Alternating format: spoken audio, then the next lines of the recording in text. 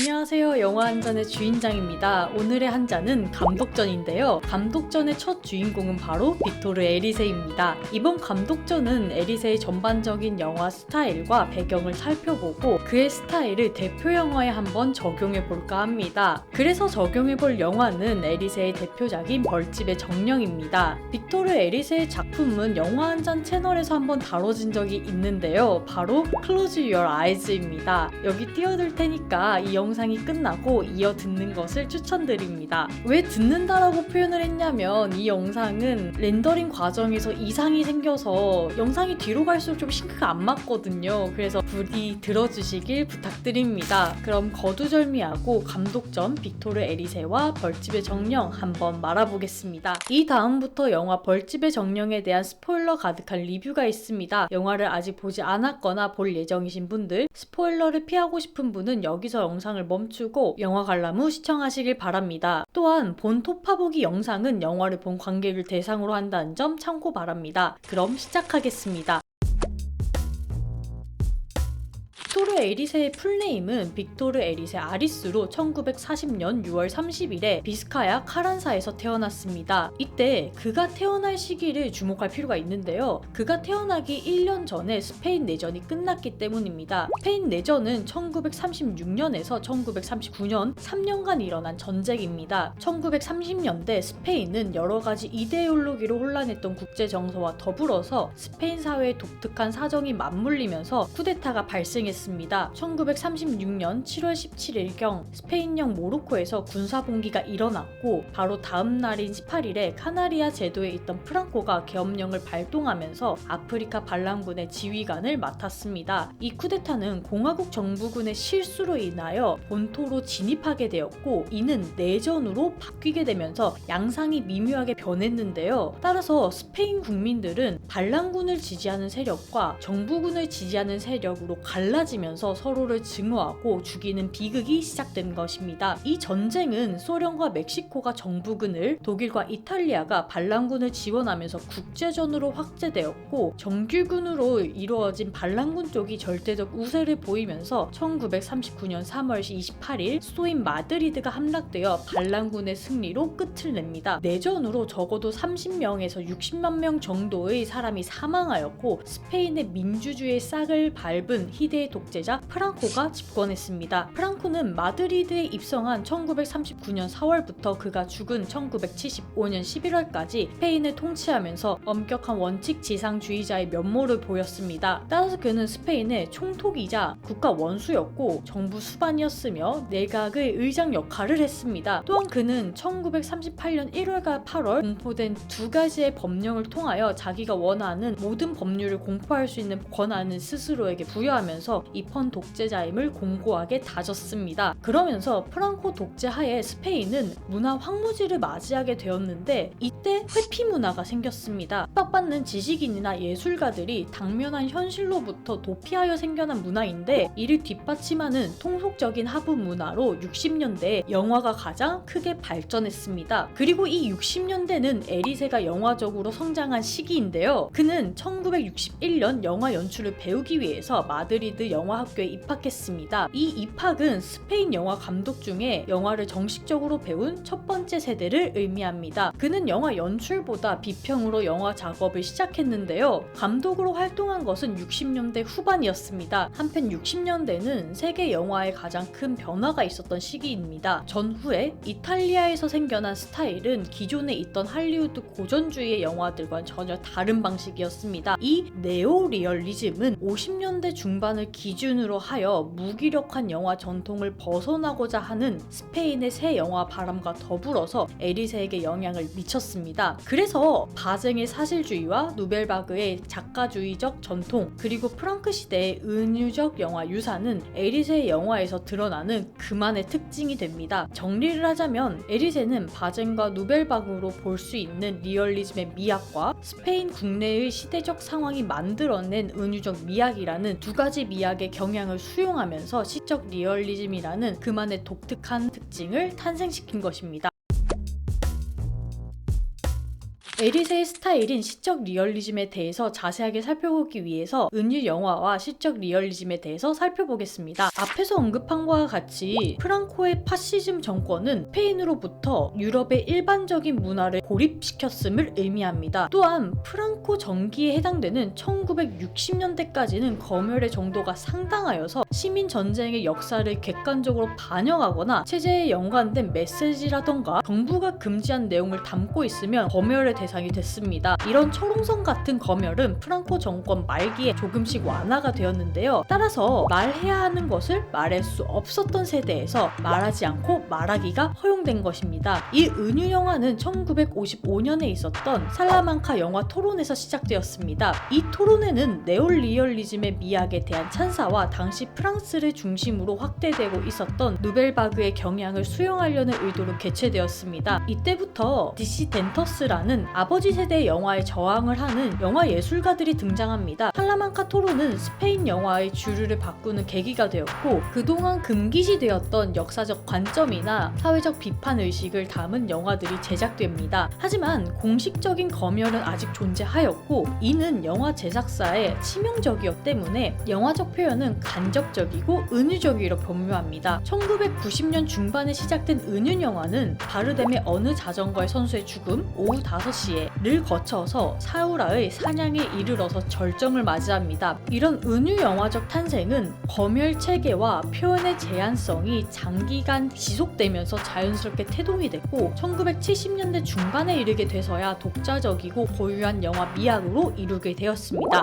시전 영화는 분위기가 서정적이고 스토리가 어느 정도 비극성을 띠거나 장르적인 영화일 것이고 반면에 산문적 영화는 비서정적이고 스토리가 희극적이며 장르 영화의 가능성이 높습니다. 이런 관점에서 조르드 사둘은 1930년대 프랑스 영화를 시적 리얼리즘이라고 정의하였는데요. 이 시기를 대표하는 감독들은 이분들이 있습니다. 이러한 프랑스의 시적 리얼리즘은 두 가지 변화와 함께 형성이 되었는데요. 첫 번째 변화는 기술적 변화입니다. 이 시기에 기술적으로 유성 영화가 탄생을 했고 그에 따라서 대사의 중요성이 화두되었습니다. 두 번째는 사회적 변화인데요. 프랑스 인민전선의 흥망성쇠 과정에서 영화는 사회적 단면들을 담아야 한다는 인식이 등장한 것입니다. 이런 맥락에서 사둘이 말한 이 세대의 영화를 시적 리얼리즘이라고 정의를 하는 것은 틀릴 수 있습니다. 그 이유는 이 기술적인 변화 과정에서 나온 무성 영화에서 유성 영화로의 전환으로 파생되어 등장한 필연적인 스타일로 시적 리얼리즘이 발생했다고 해석될 수 있기 때문입니다. 하지만 여기서 중요한 것은 시적이라는 것은 정서와 관련이 있다라는 것입니다. 따라서 프랑스의 시적 리얼리즘은 아름다운 시적 정서가 비참한 현실을 압도하는 양상으로 끼며 인위적으로 그 감정을 극단으로 과장했습니다. 그래야 관객이 그 감정을 쉽게 시적으로 느낄 수 있기 때문인데요. 하지만 맨 앞에서 말했듯이 산문과 시라는 상대적인 개념으로 봤을 때 시적 리얼리즘을 충족하기 위해서는 특별한 구조와 문법이 필요합니다. 한편 이러한 논의 자체를 영화적 리얼리즘의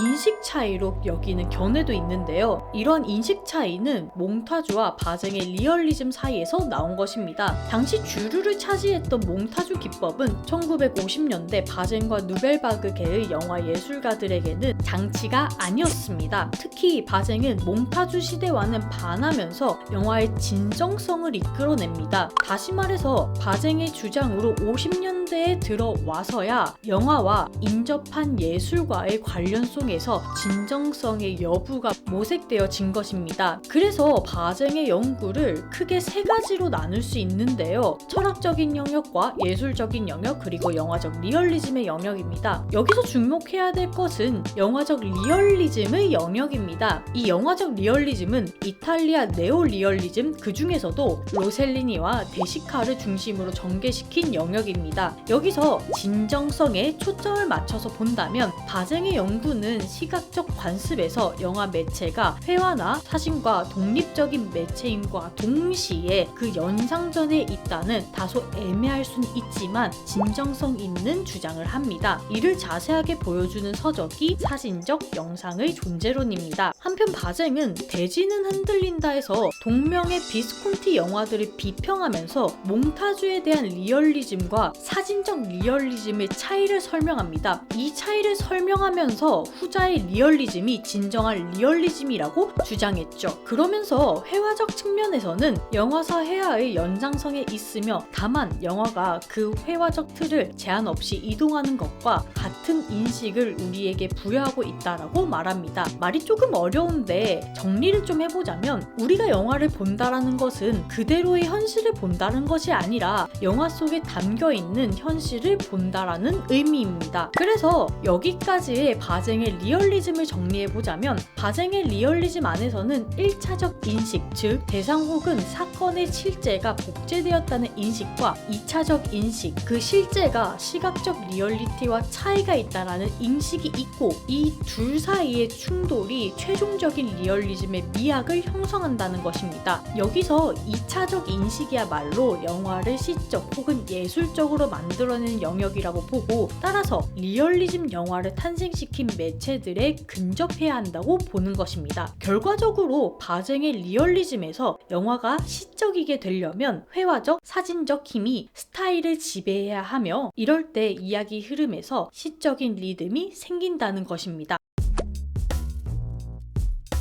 이러한 리얼리즘의 영향을 받은 에리세는 그만의 리얼리즘을 탄생시키는데요. 앞에서 말했던 바쟁의 리얼리즘은 형식에 의존해서 에리세의 영향을 볼 수 있지만 그만의 시적 언어와 잔존성으로 차별되게도 볼 수 있습니다. 에리세가 1996년 저널에 기고한 영화와 시의 짤막한 에세이를 좀 보자면 영화는 시를 만들어낸 힘이 있다 라고 영화의 시성이 있음을 주장합니다. 이것이 내포하고 있는 것은 현실이 환상이라는 장막에 덮여 있다고 보고 있고 시가 이를 파괴시키는 화살의 역할을 한다라고 보는 것입니다. 은유가 있어서 이를 좀 쉽게 정리를 하자면 에리세의 리얼리즘은 형언하기 어려운 시적 경험을 가지고 현실의 환상을 벗겨내는 것입니다. 반면에 시적 언어를 잔존적인 특성을 띠게 만드는 것이 있는데 이는 프랑스의 미술사학자이자 철학자인 즈르주 디디 위베르만의 반딧불의 잔존에서 나옵니다. 이 책에서 에리세는 스포트라이트와 같은 눈부신 빛은 권력이 사용하는 후광이며 오히려 시대가 어두울수록 잔잔하지만 더 선명한 빛을 내는 반딧불이야말로 이미지에 내재된 정치성을 더욱 잘 드러내준다는 것으로 보았습니다. 이러한 반딧불의 잔존에 대해서 김홍기는 잔존은 생명을 벗어난 역설적인 생명이며 이 역설적 생명은 연대기적 질서를 횡단하며 산발적으로 느닷없이 출몰하는 시대착오적인 존재, 즉 유령적 존재라고 풀이하고 있습니다. 그리고 이는 에리세의 시적 언어의 잔존성과 조응하게 됩니다. 에리세에게 이러한 유령적인 존재는 스페인 내전이 만든 폐허 속에서 탄생한 자녀적인 생명이기 때문입니다. 그래서 시적 언어의 잔존성이 스페인 내전 직후에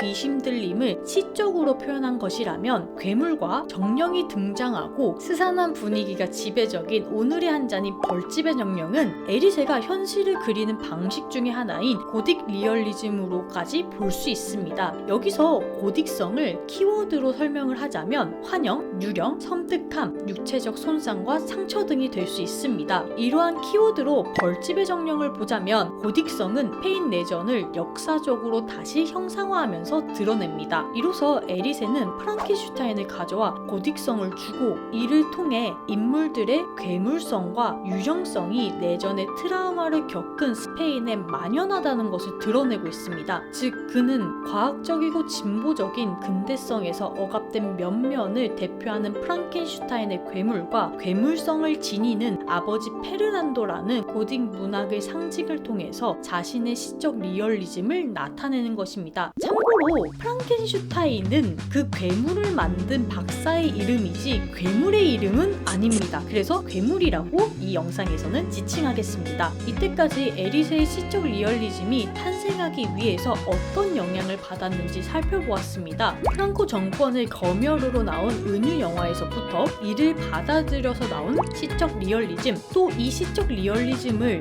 진정성의 관점에서 주장한 바쟁의 이론들과 또 이를 받아들여서 비로소 자신만의 시적 리얼리즘을 탄생시킨 에리세의 특성을 한번 보았는데요. 이것을 바탕으로 본격적으로 벌집의 정령을 톱파보겠습니다.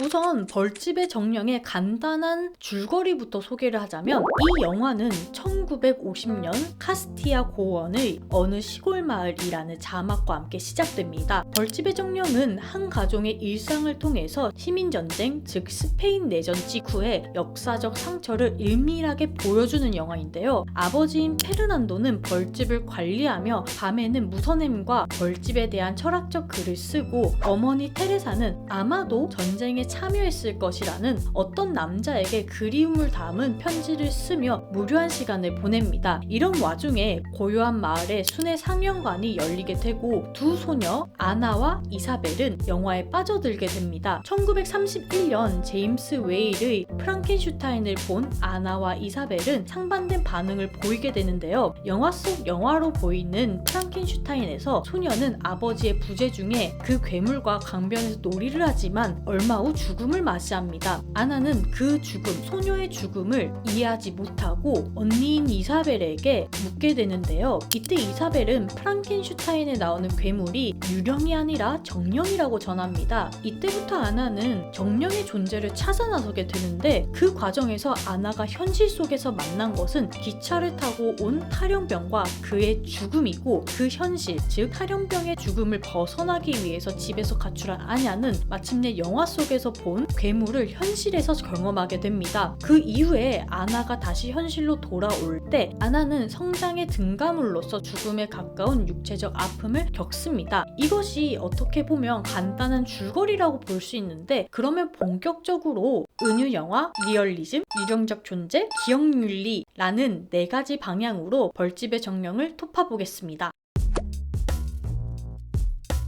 앞에서도 말했듯이 벌집의 정령은 동화적인 자막으로 시작을 합니다. 옛날 옛적에 1940년경 카스티아 고원의 어느 마을, 이 자막을 통해서 1940년이라는 시간은 허구적으로 관객에게 다가옵니다. 특히 이 옛날 옛적이라는 말로 더욱 동화적이게 느끼게 되며, 이 동화적인 분위기를 영화 전체로 퍼뜨리게 됩니다. 따라서 스페인이라는 공간과 1940년이라는 시간은 현실과 멀어지게 하여 신비로운 세계의 초입으로 느끼게 하는 겁니다. 영화의 개봉 연도는 1973년이기 때문에 프랑코 정권의 말기의 검열이 존재합니다. 따라서 이러한 동화적인 분위기로 사실이 아닌 느낌을 주어 은유적으로 표현을 한 것입니다. 영화는 아나를 중심으로 이야기를 풀어가는데, 앞의 줄거리에서도 봤듯이 아나는 프랑켄슈타인을 보고 정령의 존재를 알게 되어서 그것을 찾아다니다가 군인의 죽음을 경험하게 됩니다. 이때 아나가 경험하는 세계는 2가지인데, 현실의 세계와 정령을 볼 수 있는 환영의 세계입니다. 현실의 세계에서는 죽음이 있고 인물들은 고립되고 관계는 단절됩니다. 여기에서 죽음은 프랑코 정권의 폭력이 아닌 단절로서 표현이 됩니다. 따라서 아나는 죽음을 넘어서 자신과 소통의 여지가 있는 정령의 존재가 있는지 확인을 하는 시도를 하면서 단절과 고립과는 반대되게 소통을 갈구하게 되는 것입니다. 소통을 할 수 있는 공간은 현실 세계가 아닌 환영의 세계가 됩니다. 아나는 프랑켄슈타인에서 나온 소녀의 죽음을 이해하지 못해서 언니인 이사벨에게 물었습니다. 왜 괴물이 여자아이를 죽였어? 라고요. 이에 이사벨은 프랑켄슈타인의 허구성을 폭로하면서 또 다른 허구를 만들어냅니다. 사람들이 괴물을 죽이지도 괴물이 아이를 죽이지도 않았어. 영화는 모두 가짜야. 이 대사로 이사벨은 영화 속 영화인 프랑켄슈타인의 허구성을 아나에게 폭로한 것이고, 바로 뒤에 아나에게 자신이 그 괴물을 마을에서 봤으며 원래 프랑켄슈타인의 괴물은 정령이다 라고 말하면서 허구를 재생산하게 됩니다. 이를 받아들인 아나는 괴물은 죽지 않는 존재, 즉 정령의 존재로 받아들입니다. 여기에 이사벨은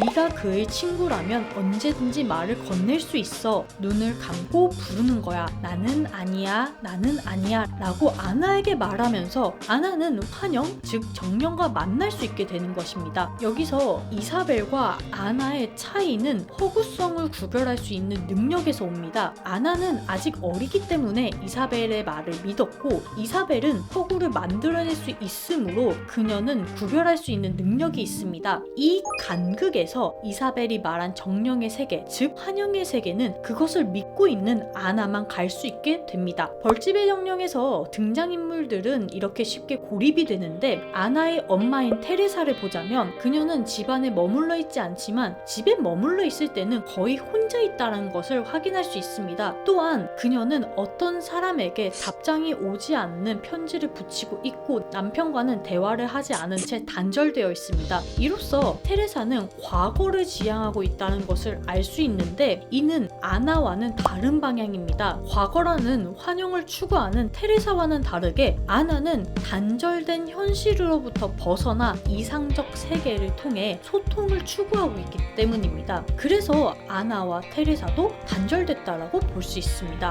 아나가 발견한 폐잔병은 정권의 탄압을 받는 공화주의자를 의미합니다. 이는 현실 세계에서 정령을 의미하며 아나가 소통하고 싶은 대상이 됩니다. 따라서 이 군인에게 사과를 주고 구두끈을 메어주고 아빠의 외투와 음식을 가져다 줍니다. 그렇지만 이 폐잔병은 실제로 죽음으로써 아나와 단절되게 됩니다. 아나는 다시 군인을 만나러 빈집에 갔다가 피를 발견하면서 그의 죽음을 알게 되고, 또 그곳에 있었던 자신의 외투를 보면서 상황 파악이 끝난 아나의 아빠인 페르난도가 있는데요. 페르난도는 아나를 불렀지만 아나는 도망칩니다. 페르난도를 좀 보자면 집안에 있으면서 벌집만 연구하며 가족들과는 단절된 모습을 보입니다. 따라서 이 아빠의 존재는 아나에게 지식 전수자의 역할에 그치면서 단절되는데, 이렇게 아나와 관련된 인물들이 모두 단절되면서 아나의 고립성은 점점 극대화됩니다. 도망친 아나는 그날 밤 집으로 가지 않고 숲속에서 정령의 존재인 괴물을 만납니다. 이때 괴물은 페르난도 역의 연기자가 분장을 한 것으로 보입니다. 그래서 아나가 소통을 원했던 정령의 대상은 페르난도였음을 간접적으로 보여줍니다. 아빠의 면도 거품을 바르고 타이핑을 치고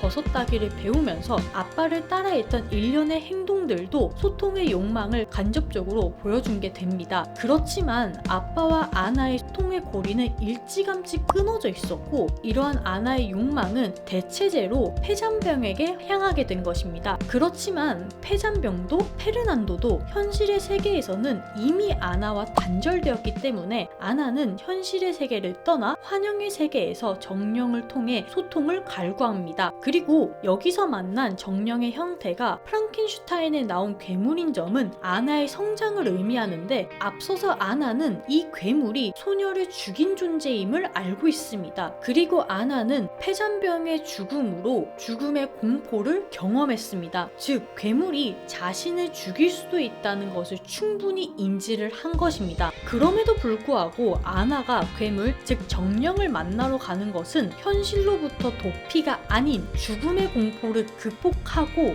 누군가와 관계 맺기를 시도한 것입니다. 또한 발코니를 열어서 정령을 부르는 아나의 행동은 적극적이다라고 볼 수 있는데, 이 행동은 페르난도, 이사벨, 테레사와는 상반됩니다. 이들은 서로가 대화를 하지 않고 같은 시공간에 있음에도 불구하고 단절되고 이를 극복하려 하지 않습니다. 이러한 관점에서 볼 때 아나의 타인과 상호작용을 하고 싶음에서 나오는 이러한 행동들은 감독이 강조하고 싶은 부분일 것입니다. 이때까지의 내용을 좀 정리를 하자면, 주인공인 아나로부터 세계를 단절시키는 인물들, 그리고 아나가 찾아야 하는 소통의 세계, 결국 자신의 의지로 소통의 세계, 즉 이상의 세계로 나아가면서 이제껏 극대화되던 단절의 서사는 여기서 종결되는 것을 보여줍니다. 결국 벌집의 정령은 단절을 극대화시키면서 오히려 소통을 강조하는 것입니다. 그러면서 동화적인 연출을 사용하여 은유적으로 표현합니다. 이번에는 벌집의 정령에서 나타나는 다른 영화와 회화의 상호 텍스트성을 보겠습니다. 여기서 상호 텍스트성이란 이런 내용인데 사실 너무 복잡하고 그렇게까지 이해를 하고 갈 내용은 아니라고 판단을 해서 주인장이 이해한 거친 방식으로 정리를 좀 하자면, 대화에서 주고받는 텍스트 사이의 관계와 그 주변의 맥락을 포함한 전체적인 부분에서의 상호작용이라고 이해했습니다. 즉 벌집의 정령이 받는 받는 여러 가지 영향과 그 영향들이 어떻게 영화와 상호작용하고 있는지를 이번 챕터에서 알아보겠습니다. 에리세의 작품은 할리우드 영화의 사용, 이탈리아 네오리얼리즘의 영향, 16세기, 17세기 바로크주의 회화들을 그만의 방식으로 구현해냈는데, 먼저 할리우드 영화의 사용을 보자면 벌집의 정령에서 이 주인공이 유년 시절에 원시적인 공포를 느낀다는 점에서 히치콕을 떠올릴 수 있고, 시간의 정지, 현실의 사색에서 오즈의 영향을 볼 수 있습니다. 이때 에리세는 히치콕의 영화 또는 해화를 자신의 가치관과 결합하면서 그만의 독특한 스타일을 만들었는데요. 이러한 스타일에서 에리세는 인물에 주목했습니다. 그의 수트 속에서 인물은 정물적인 특성을 띱니다. 즉 피사체가 북박인 것처럼 존재하는 공간이 반복적으로 연출되는 건데, 이는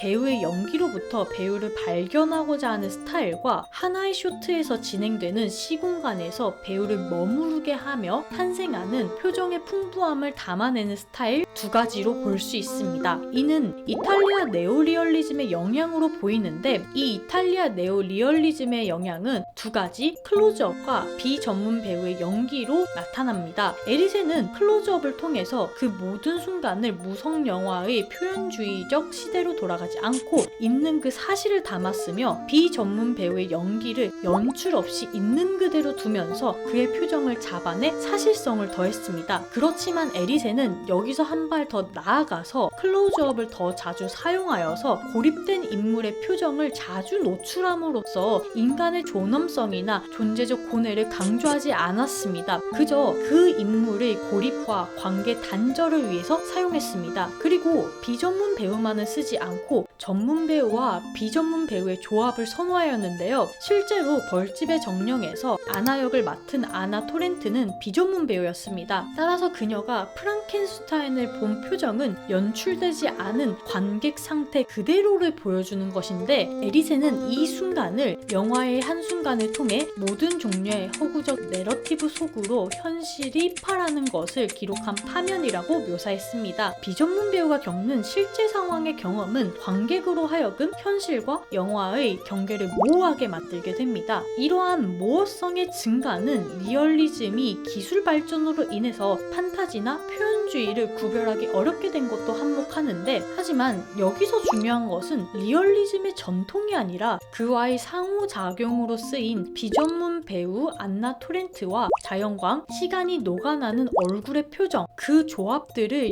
엮어내는 의미입니다. 그러면서 자연광의 사용 관점에서 봤을 때 벌집의 정령에서 전통적인 17세기 네덜란드 회화의 빛의 사용이 보이는데, 이 빛은 정형화 혹은 대비에서 만들어낸 빛입니다. 엄마가 편지를 보는 장면을 보면 희미하고 옅은 자연광에서 있는 인물은 마치 그 어둠 속으로 빨려 들어갈 것만 같은 불안감을 주게 되는데, 이는 고전적인 색채와 회화의 구조의 영향입니다. 특히 에리세가 영향을 받았다라고 보는 바로크 시대 카바라조, 베르메르 혹은 벨라스케스의 스타일은 그가 표현한 빛의 묘사나 정육각형 벌집 모양의 채광창을 통해서 인물과 사물들이 어떻게 빛과 어둠에 잠기는지의 정도 혹은 명암의 강렬함이나 인물의 세부 묘사에서 찾아볼 수 있습니다. 여기서 더 나아가서 에리세는 영화 매체의 속성을 이용하면서 시간이 흐르는 빛과 피사체와 인물 그리고 배경을 중요하게 보여줍니다. 이러한 관점에서 정리하자면 벌집의 정령은 영화 프랑켄슈타인의 고딕적인 호러의 공포감과 기괴한 피사체를 바로크적 풍경 위에 갖다 놓았다고 볼 수 있습니다. 이렇게 알아봤던 상호 텍스트성으로 에리세가 표현하고 싶었던 것은 고립으로 소통을 말하고 해화로 영화의 힘을 보여주며 불가능성을 통해서 가능성을 보여주는 것 그 자체입니다.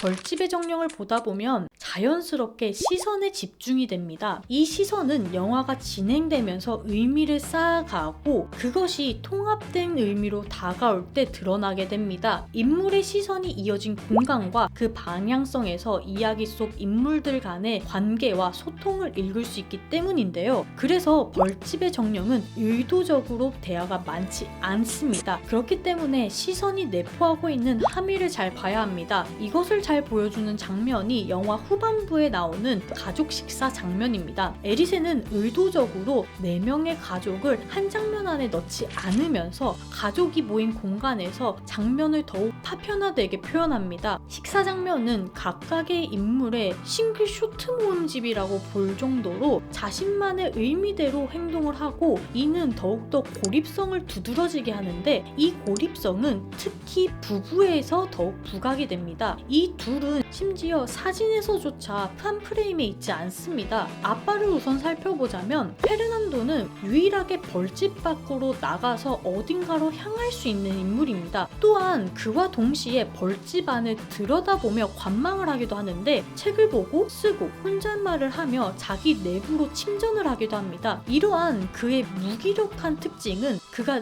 내면적으로 망명 상태에 있다는 것을 의미하는데, 은유 영화의 특징을 가지는 벌집의 정령에서 딱 한 번 페르난도가 어떤 정치적 입장이었는지 유추할 수 있는 장면이 나옵니다. 이는 아나가 한 앨범을 바라보는 장면에서의 클로즈업인데, 이때 카메라는 젊은 시절 페르난도의 사진을 잡고 그의 옆에는 스페인의 지식인인 미겔 데우 나무노가 있었습니다. 미겔 데우 나무노는 프랑코 정권의 팔랑에를 비난했다가 보복당한 인물로 한거의 이미지가 있습니다. 즉 그런 인물과 젊은 시절에 사진을 찍었을 만큼 가까웠다는 것은 간접적으로 페르난도가 공화파 지지자였음을 드러냅니다. 따라서 그의 고립은 무기력에서 왔고, 이 무기력은 내면의 망명 상태에서 기인합니다. 이는 그가 겪은 사회적 위상의 부재와 개인의 정체성의 부재라고 볼 수 있습니다. 반면 엄마 쪽인 테레사는 과거를 바라보는 인물이라고 했는데, 그녀는 현실에서 불투명한 존재입니다. 아마도 과거의 연인으로 추정되는 인물에게 계속해서 편지를 보내고 있는데, 이 편지를 붙이기 위해서 기차역으로 가는 장면이 있습니다. 이때 기차 증기는 테레사의 얼굴과 몸을 가리게 되는데, 이것은 아직 그녀가 과거의 향수에 묻혀있다는 것을 시각화한 것입니다. 또한 그녀는 기차 안의 사람들을 보면서 떠나간, 즉 희생당한 공화파 사람들을 그리워하지만 정작 공화파 지지자였던 페르난도는 외면합니다. 이것을 나타내는 시선으로부터 나오는 부재와 침묵의 만연함은 오히려 그 부재 자체를 강조하게 되는데, 부재는 청각화되어서 관객에게 드러납니다. 영화 곳곳에 삽입된 고독하고 씁쓸한 분위기의 음악과 디제시스적 소리, 즉 영화가 촬영되는 공간 어딘가에 실제로 존재할 수 있는 음악, 가령 문이 삐걱거리는 소리와 나무 바닥의 마찰음은 그러한 공허한 공간을 채우고 있습니다. 특히 개 짖는 소리를 통하여서 무언가가 존재한다는 것을 보여주는데, 이는 아나가 가출해서 실종되었을 때 아나를 찾은 개가 그녀의 위치를 알리며 짖는 장면에서 이사벨이 죽은 척 연기를 할 때 열린 창문으로 들린 짖는 소리로 그곳에 정령의 존재가 있음을 드러납니다. 또한 이는 마지막에 아나가 회복하여서 정령의 존재를 다시 소환하게 될 때 들리면서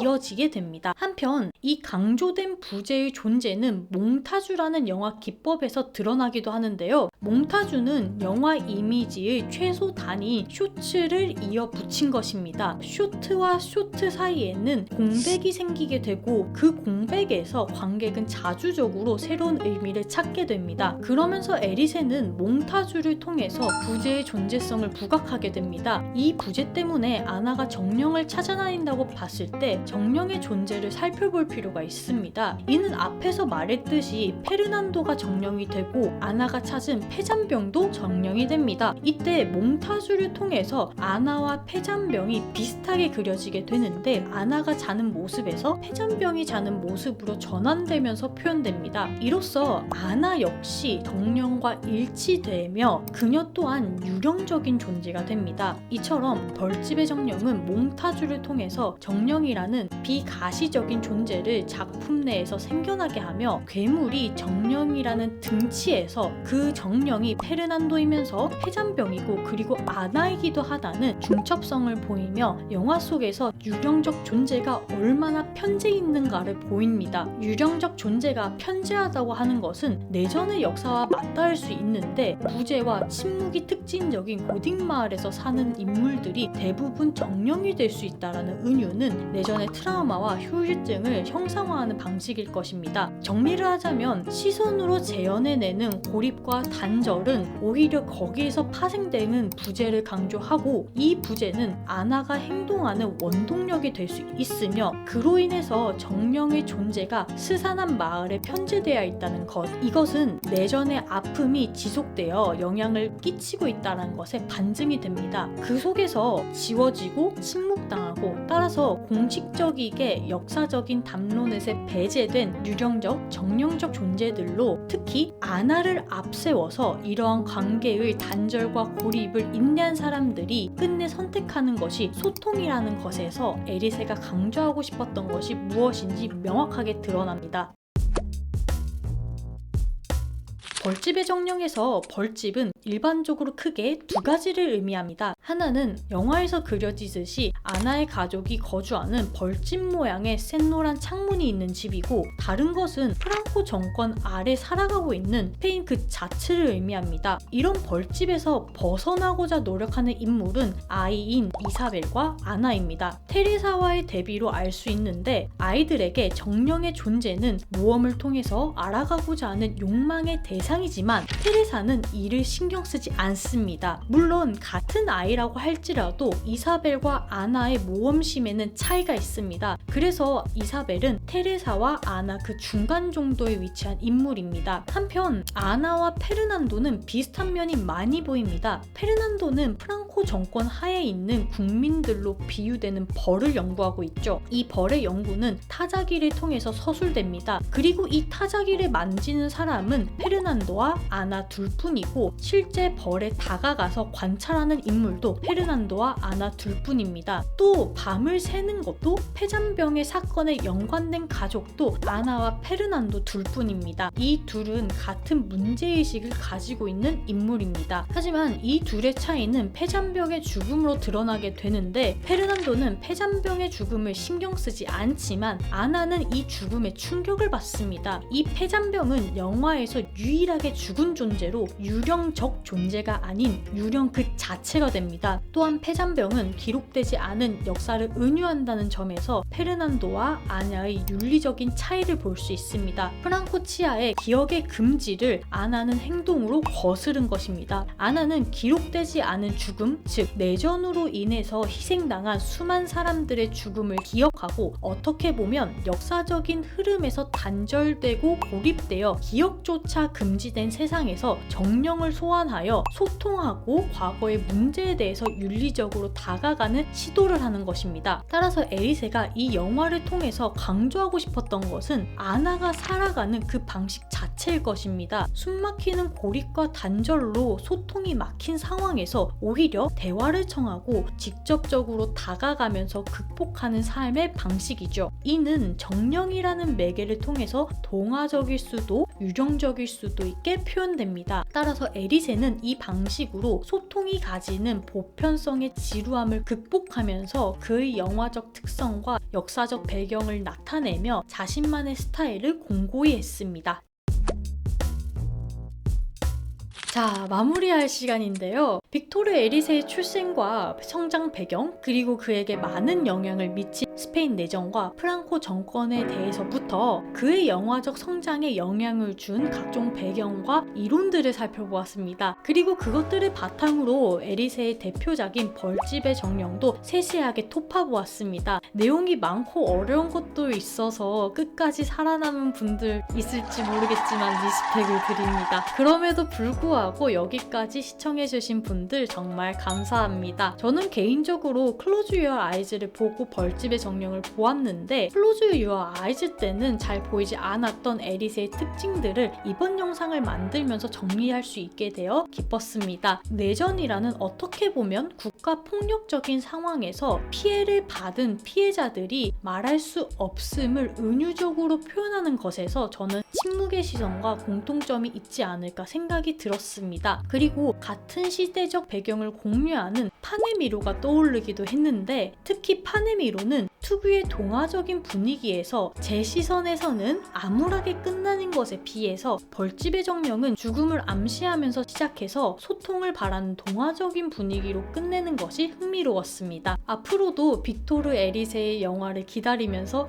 한 2023년도쯤에 나올까요? 한 줄 평과 단점수로 마무리하겠습니다. 벌집의 정령에 대한 한 줄 평은 순수한 시선이 정령이 될 때 사라지는 단절입니다. 잔점수는 10잔 중 9잔 원샷에 반샷을 추가하겠습니다. 이번 영상을 만드는데 참고한 논문과 자료 출처를 남기겠습니다. 그러면서 여러분의 구독, 좋아요, 댓글은 소중한 채널을 운영하는 데 큰 힘이 됩니다. 구독, 좋아요 눌러주시고 댓글로 생각을 알려주세요. 그럼 모두 다음 영상에서 뵙겠습니다. 모두들 안녕.